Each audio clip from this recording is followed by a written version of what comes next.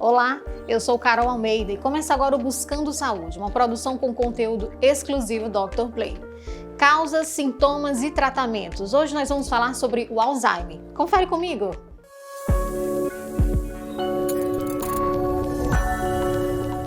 Aqui com a gente eu recebo o médico geriatra Dr. Vitor Hugo. Seja bem-vindo. Obrigado, Carol, pelo convite e estou à disposição para a gente estar debatendo sobre o Alzheimer e tudo que envolve essa doença tão presente. E o que é o Alzheimer, Dr. Vitor Hugo? Então, o Alzheimer é uma doença neurológica, é crônica, progressiva e degenerativa. E os sintomas do Alzheimer?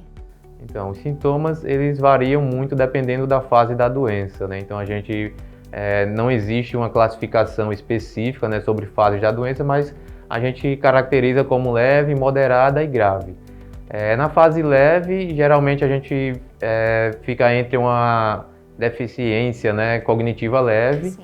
Onde começa com esquecimentos curtos, às vezes a pessoa esquece onde deixou a chave do carro, se a pessoa ainda dirige, onde colocou a chave de casa, geralmente vai fazer alguma coisa na cozinha, quando chega na cozinha não lembra mais o que ia fazer, então esquecimentos curtos que depois começam a progredir, né? Então acaba depois progredindo, vai sair de casa e não consegue mais encontrar a casa onde é o caminho de volta, então já está numa fase mais moderada, né? E cada vez mais, nas fases mais graves, chega a cometer não só a parte da memória de esquecimentos, mas a própria funcionalidade, né? A pessoa não consegue mais tomar banho sozinho, muitas vezes não consegue se alimentar só, a pessoa chega a ficar acamada, esquece realmente até não só que precisa comer, mas também como comer, né? E aí acaba precisando utilizar uma sonda para se alimentar. Então, assim, é uma doença que realmente acaba sendo muito impactante, não só para o paciente em si, mas para toda a família. Doutor, o Alzheimer ele é mais presente em que idade? Pessoas mais jovens, eles podem desenvolver o Alzheimer?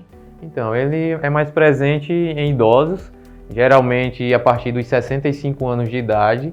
Quanto maior a idade, maior a chance de aparecer. Então, às vezes acontece aparecer aí depois de 85 anos, 90 anos. Hoje em dia é muito comum a gente ver pessoas centenárias, então eu tenho dezenas de pacientes com mais de 100 anos de idade, consequentemente vai ter uma chance maior de estar desenvolvendo também um quadro de Alzheimer. E pessoas mais jovens são casos mais raros, mas também acontece. Então, geralmente quando acontece o Alzheimer antes dos 60 anos de idade, tem até uma nomenclatura específica que a gente chama de Alzheimer precoce, né? Então realmente pode acontecer. Nesses casos, é comum de acontecer o quê? A parte hereditária, né? Então, em pessoas que têm Alzheimer antes de 60 anos, é muito comum de outras gerações também acontecerem da mesma forma. E qual a diferença entre o Alzheimer e o mal de Parkinson? Bom, são doenças totalmente distintas, né, que existem sintomas também bem diferentes, mas o que muitas vezes acontece é delas estarem correlacionadas, né, de acontecerem ao mesmo tempo. Ou então, o que é que acontece? É muito comum pacientes com doença de Parkinson, e aí depois de em torno de uma década que está com essa doença, que está convivendo depois de 10 anos, acaba desenvolvendo o Alzheimer junto, né? Então, existe uma grande parcela também de pessoas que, ao contrário, né, começa com Alzheimer e depois de um certo tempo acaba desenvolvendo também um Parkinson e ficando com as duas doenças ao mesmo tempo, que acaba sendo mais impactante ainda, né? Compromete cada vez mais a qualidade de vida e a autonomia da pessoa, né? E também a independência, que são coisas distintas. Doutor, e quando a pessoa recusa o tratamento do Alzheimer, o que fazer?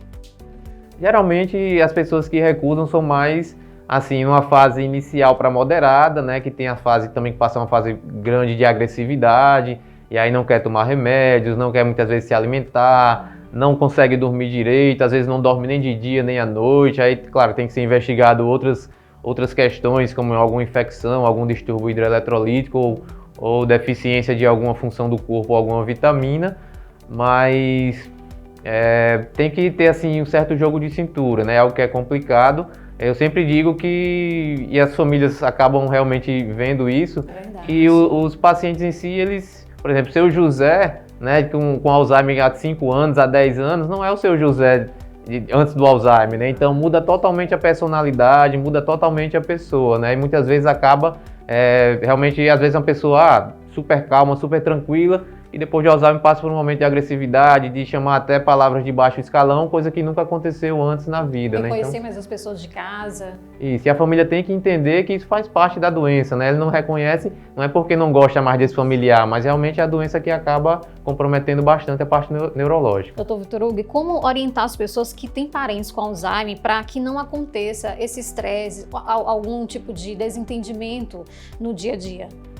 Olha, sempre tem que ter uma certa flexibilidade. Às vezes o paciente está mais agressivo naquele horário, então deixar ele mais quieto, sair um pouco de perto, né? Depois volta novamente. Se for algo que está com frequência, procurar, né, realmente um atendimento médico para ver se existe alguma infecção ou algum problema que está ali associado. Sim. Às vezes uma simples pressão arterial, se estiver desregulada, começou a subir um pouco mais, o paciente com Alzheimer já pode descompensar tudo. Uma infecção urinária descompensa todo o quadro clínico, né? Então é importante, se for um caso pontual, ter uma flexibilidade, tentar não contrariar esse paciente. Se for uma coisa habitual, procurar um acompanhamento médico, geralmente um médico que está acompanhando aí um geriatra, muitas vezes um neurologista, um psiquiatra também faz esse tipo de acompanhamento, ou um médico da família, um clínico geral que acompanhe esse paciente, né? Eu sempre digo que é importante ter um médico que acompanhe, porque a gente vê muito comum pacientes idosos serem polimedicados, né? Tomam 5 medicamentos ou mais, muitas vezes é uma lista enorme, e aí cada especialista passa o seu medicamento,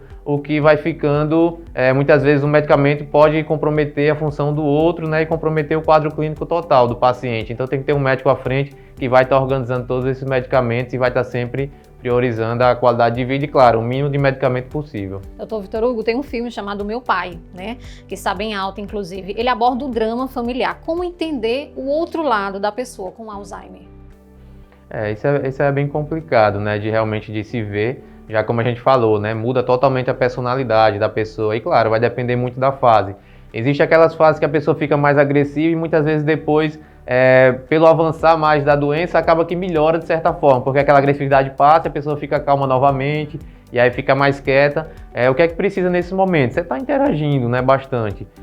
Muita gente não sabe o que fazer, né, com essas pessoas com Alzheimer. Na verdade, elas precisam de atenção, precisam de estímulo, precisa que cada vez mais tenham pessoas juntas e que consigam interagir com ela, né? Não adianta de nada, vou deixar a pessoa em cima da cama o dia todo, vai estar progredindo e piorando cada vez mais o quadro, né? Então, os medicamentos que a gente tem são paliativos, né? Então, acaba que a gente não vai ter como curar com os medicamentos, mas a gente vai sempre tentar progredir o mínimo possível essa doença, né? De forma mais lenta possível, já que a gente sabe que realmente vai estar progredindo, não tem jeito. Verdade, doutor Vitor Hugo, muito obrigado pela sua presença aqui no Buscando e até uma próxima oportunidade. Tá, ok. Eu que agradeço também, Carol, e qualquer coisa estou à disposição. Gostou do nosso conteúdo? Então continua conectado. Segue a gente no Instagram, @drplay.tv, no nosso canal do YouTube, drplay.tv, além do nosso portal e produções em podcast. Até o próximo!